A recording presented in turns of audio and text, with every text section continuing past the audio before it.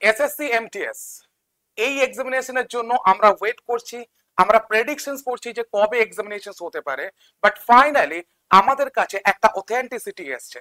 শুধুমাত্র এমটিএস কে নিয়ে নয়, এটা অনেকগুলো এক্সামিনেশনকে নিয়ে অথেন্টিসিটি এসছে। অর্থাৎ এই যে সিজিএল হলো, এই সিজিএল হওয়ার পর যেসব টেকনিক্যাল যে ফল্ট গুলো ছিল সেগুলোর ব্যাপারে, সিএইচএসএল কবে হবে সেটার ব্যাপারে, এবং এমটিএস কবে হবে সেটার ব্যাপারে পুরোপুরি নোটিফিকেশন আমাদের সামনে একটা এসএসসি তরফ থেকে একটা বার্তা এসছে, সেই বার্তাটা তোমাদের সামনে আমি রিপ্রেজেন্ট করতে চাই। তো সেখানে পরিষ্কার বলা আছে যে কবে এমটিএস হতে চলেছে বা সিমিলারলি কবে সিএইচএসএল হতে চলেছে, এইরকম কিছু খবর। দেখো জিনিসটা অনেকটা জিনিস লেখা আছে, তোমাদেরকে আমি আস্তে আস্তে বুঝিয়ে বলতে পারি, আর যদি ধৈর্য না থাকে ভিডিওটা স্কিপ করো না, সবটা দেখো। কারণ আমি হয়তো শেষের দিকে এমটিএস এ যাবো, বিকজ এমটিএস এর কথাটা শেষের দিকে লেখা আছে, বাট এটা তো সত্যি কথা যে কেন এমটিএস পেছাচ্ছে বা কেন এই রেলিভেন্ট গুলো যদি আমি না বুঝি তাহলে তুমি বুঝতে পারবো না যে পরীক্ষাটা পিছাবে কি পিছাবে না, তাই না?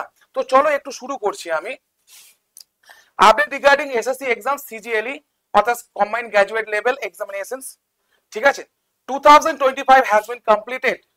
ঠিক আছে, 2025 যে সিজিএল এক্সামিনেশন ছিল সেটা কমপ্লিট করা হয়েছে, except for one shift at centre in Mumbai where there was a fire accident incident today.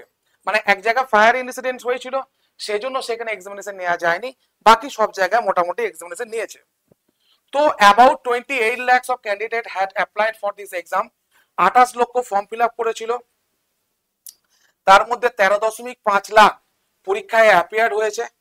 That was held 255 saunters, যেটা 255টা সেন্টারের মাধ্যমে এটাকে কন্ডাক্ট করা গেছে। বেশ, ইনফরমেশন আসুক আরো। 2 নম্বর দেখো, বলছে through the candidates feedback portal 18,920 submissions have been received. Some candidates have reported technical disruptions and this was cross-checked with the digital footprint. অর্থাৎ অনেক ক্যান্ডিডেট এটা কি করেছে, তারা ফিডব্যাক দিয়েছে, মানে তারা এখানে কমপ্লেন করেছে। 18,920টা কমপ্লেন গেছে। সেখানে কি বলছে না, তাদের টেকনিক্যাল প্রবলেম হয়েছিল, তো সেগুলোকে রিচেক করছে এসএসসি। যদি তাদের টেকনিক্যাল ডিফল্ট হয়ে থাকে তো তাদেরকে এক্সাম দেওয়ার আবার সুযোগ করে দেবে। ঠিক আছে, after due analysis the affected candidates were rescheduled and given another opportunity to take the test। অর্থাৎ যারা সিজিএল দিচ্ছ তাদের জন্য এটা আমার করে দেওয়ার কর্তব্য, বা এই অ্যানাউন্সমেন্ট আমার করে দেওয়ার কর্তব্য, যেটা এসএসসি তরফ থেকে এসছে, যে এটা কি হচ্ছে, তাদেরকে আবার একবার পরীক্ষার সুযোগ দেওয়া হবে যাদের টেকনিক্যালি সত্যি সত্যি যারা গ্লিচ পেয়েছে। বেশ, exam date change request for candidates were also accommodated. অর্থাৎ এক্সাম যে চেঞ্জ রিকোয়েস্টটাও অ্যাকোমোডেটেড করা হচ্ছে, মানে এটাকেও দেখা হচ্ছে। Operational and venue issue flagged by candidates will be examined and will be taken into considerations while choosing centers for future examinations. Okay, which in these exams laptop based testing was successfully piloted with thousands, ঠিক আছে, piloted কথা মানে tested actually, ঠিক আছে, with thousands of candidates taking the exam on this new mode.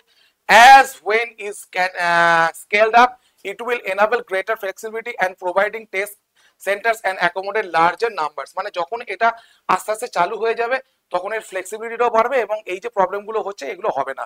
Other authentications has been deployed all through the exam process, এটা গেছে। Insignificant move test have been conducted at Kavarati in Lakshadweep, ঠিক আছে, and lay in 93% of candidates were scheduled at one of the cities। ঠিক আছে, এখানে যেটা আসল খবর সেটা ভালো করে দেখো, যে 14ই অক্টোবর যাদের প্রবলেম হয়েছে তাদের 14ই অক্টোবর আবার রেশিডিউল করা হচ্ছে এক্সামিনেশনটাকে। ঠিক আছে, এই যে বলছে in case of candidates where such evidence is ambiguous be held on 14 October 2025। ঠিক আছে, তো তাদেরকে 14ই অক্টোবর আবার নতুন করে পরীক্ষা নেওয়ার ব্যবস্থা করা হচ্ছে। তার মানে এখান থেকে বোঝা যাচ্ছে যে সিজিএল শেষ হলেও তার এখনো রেস বাকি আছে। অর্থাৎ সিজিএল শেষ হতে পারলো না, তার একটুখানি অবশিষ্ট রয়ে গেল। তার টেকনিক্যাল গ্লিচ গুলোর কিছুটা অবস্থা তোমাদেরকে বললাম, এখানে আরো আছে, আমি এটাকে তোমাদেরকে আমার টেলিগ্রাম চ্যানেলে পাঠিয়ে দিচ্ছি। আমার টেলিগ্রাম চ্যানেল তোমরা দেখতে পারো। ঠিক আছে, এইটা হচ্ছে আমার টেলিগ্রাম চ্যানেল, স্ক্যান করে নাও, ডিরেক্ট এই বারকোডটাকে ডিরেক্ট চলে যাবে। ঠিক আছে, তো যাই হোক, এরপর আমরা আসবো আসল জায়গায়। তার মানে রি এক্সাম হচ্ছে, তার মানে কি আমরা দেখি প্রথম সিজিএল হয়, তারপর সিএইচএসএল হয়, তারপর এমটিএস হয়, সিরিয়ালটা একই থাকবে, কিন্তু সিজিএল হতে হতেই 14ই অক্টোবর চলে যাবে, যেটা পুজোরও পর। ঠিক আছে, মানে তখন আমরা লক্ষ্মী পুজোও কাটিয়ে ফেলবো। তো এরপরে দেখো প্রায় তখন দিওয়ালি চলে আসবে। এরপর বলছে the challenge of question selection post exam has been activated, the challenges for CGLE অর্থাৎ combined graduate level examination questions will commence around 15th October. Okay, the applications windows for Delhi police examination SI. আচ্ছা, এরপর the applications windows of Delhi Police Examinations and SI to the CP 2005 have been opened up. Applications window for Constables GD 2026 will open in November. তাহলে জিডির খবরও তোমরা জেনে গেলে এখান থেকে। 2026 GD যেটা নভেম্বরের 25 তারিখে ফর্ম ফিল আপ হতে শুরু করবে, তাহলে জিডি স্টুডেন্টদের কাছে একটা বিশাল বড় খবর। ঠিক আছে, বেশ। The tier 1 of CHSL exam will start 4th week of October 2025।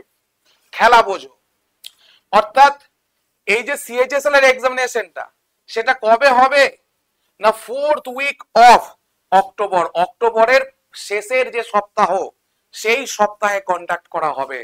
মানে অক্টোবরের শেষে আমরা কি দেখছি না সিএইচএসএল মিনিমাম 1 মাস সময় নেয় এমটিএস এর ক্ষেত্রে, and will be followed by SICPO 2025, তারপরে SICPO পরীক্ষা হবে, যেই হবে and MTS, তারপরে আসবে এমটিএস। এমটিএস প্রতি বছর সবার শেষে হয়, এবছরও সবার শেষে হবে।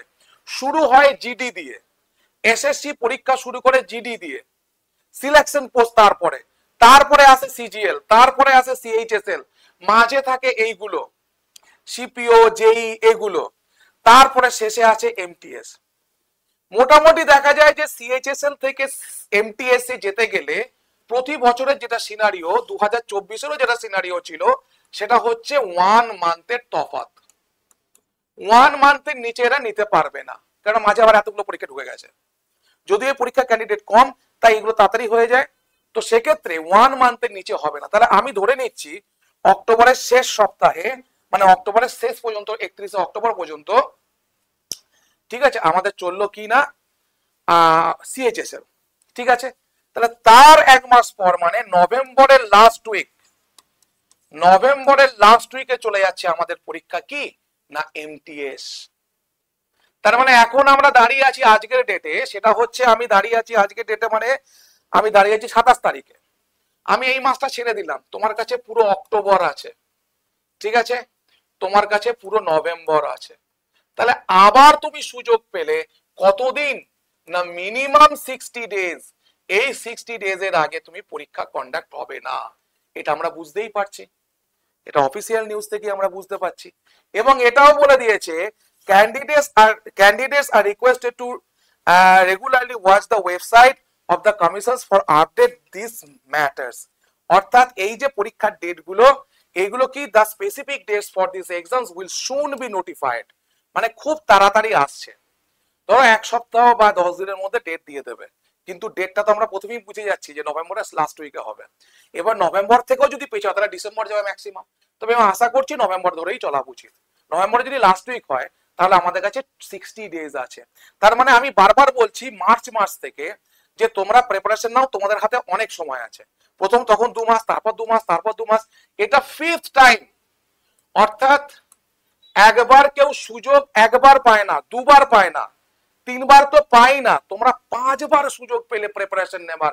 একটা প্রিপারেশন নিতে গেলে 2 মাস এনাফ, যদি তুমি ডেডিকেটেডলি প্রিপারেশন নাও।